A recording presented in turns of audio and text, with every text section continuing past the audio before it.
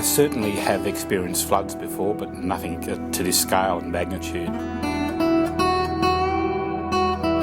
Created probably the biggest challenge our company has faced.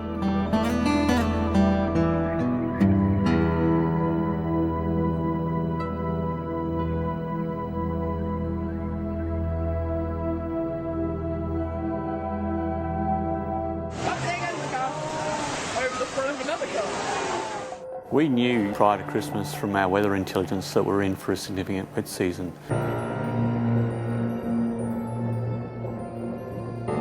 However, we weren't expecting the amount of flooding that took place and the amount of rainfall and the duration of the rainfall.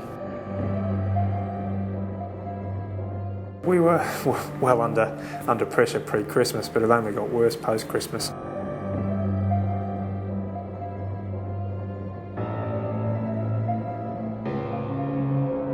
Charlie's Creek at Chinchilla went over, I can't remember the dates now, but somewhere between Christmas and New Year.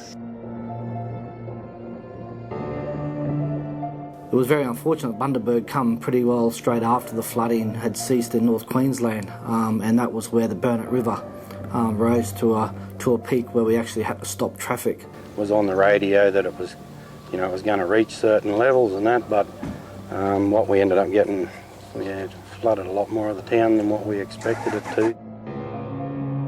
So no sooner had the Burnett River Bridge come back into use that we lost Rockhampton and the Fitzroy River had come up.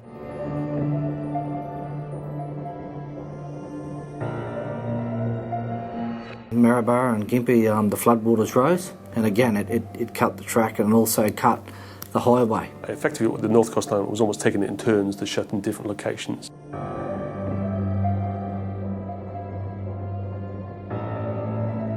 The noise of that hill coming down, I've never heard anything like it before. The roar, when the hill gives away.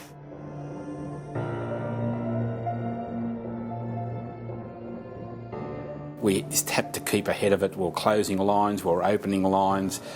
We had water over rails in certain areas. We had flash flooding.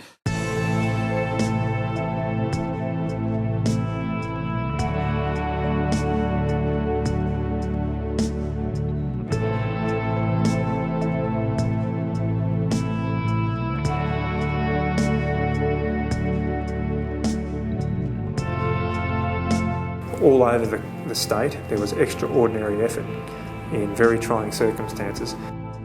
And as we started to realise the scale of the floods and the flow-on effects, we certainly had a time to put strategy in place, particularly in regards to Rockhampton and protecting our equipment at Rockhampton and taking our equipment off the ground.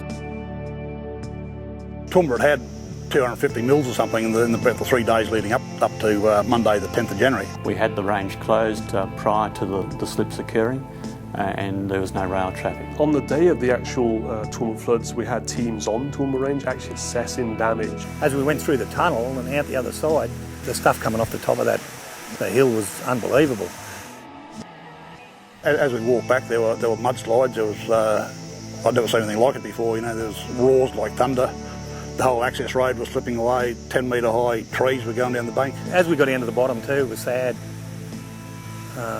We had a couple of kids watch their mum and dad get washed away. So very sad.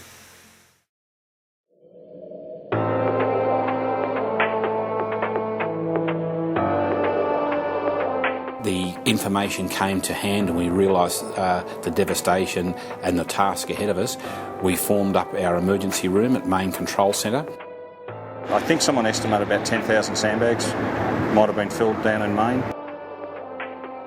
Everybody was Queensland Rail, and nobody knew whether the guy next to you was a train driver or a signals guy or a grass cutter. The biggest thing was the rolling stock and getting the resources, which is the train crew and the yardmaster functions and the team, to as quickly as possible while continuing to run the trains during that period as well, to get the 97 units that we had here at Main to a protected location. It was important to keep people moving in southeast Queensland to ensure connectivity from their homes to their workplaces so they could get from the CBD to their families. I'm really proud to say that throughout the crisis we operated as far and as wide as we could until it was unsafe to do so.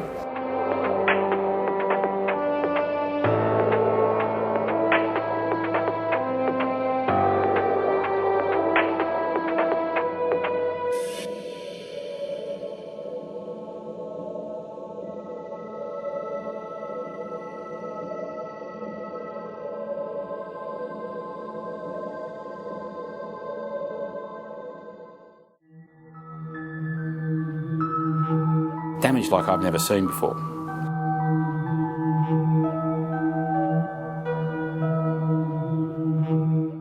And it's not unusual regionally for us to have washouts and floods and rivers going, up near our bridges and affecting our infrastructure. What is unusual is that this has happened pretty much everywhere at the same time. Comet was a bit of a shock, yeah. Heard it was bad, but didn't realise it was as bad as it was. Toowoomba Range is most badly affected, but we've got washouts as far out as Chinchilla. The event in Toowoomba in the Lockyer Valley, advice to date is that it was a 1 in 1,000 year event, which is pretty phenomenal. It had been through equipment boxes, it had been through subways, stations, wash lines out.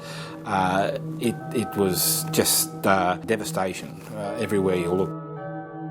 The content of the water, what was in the water, had started to eat away the copper connections in that short time that they were flooded. Crews found a lot of flooding, a lot of debris around the suburbs. All the equipment in the office was waterlogged.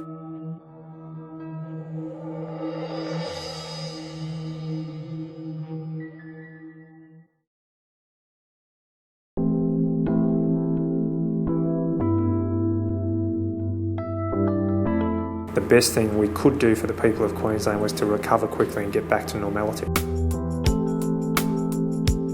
Without the trains, without the operators and our customers operating on the network, these people don't have groceries. There's so much rebuilding. It's not just repair. There's a lot of rebuilding to take place as part of restoration. We have a great team out there who are just, they know how to fix this sort of stuff. They've done it before. We were actually up and running within a week of the initial flood occurring. Our teams at Barkey and Emerald have got out and repaired the Central West corridor that beyond Emerald and done a lot of the pig styeing work. Any loose sleepers or bad sleepers that you can't use anymore, that's what we do. We'll go through and we'll replace them, make sure the gauge and everything's right, get it up to scratch so they can slowly get the ballast back in. We get what we can in, retrieve what we can. Major washouts down south of Toowoomba, between Toowoomba and Warwick, where we had people working down between Kings Bridge and Hendon in the week Christmas, New Year. A lot of that peak style got washed away a second time too when the creek came up again after New Year.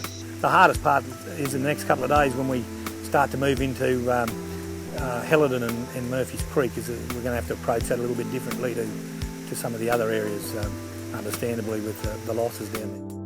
One of the biggest issues for us post the flood and getting back on track with Goodna was the loss of power. On the Saturday we would have had upwards of 100 guys here. Sunday very similar, and then over the week about 50 odd trade staff. Well, that's what we're used to doing within Queensland Rail. I think we're a great team, and we'll move forward from here and we'll get bigger and stronger.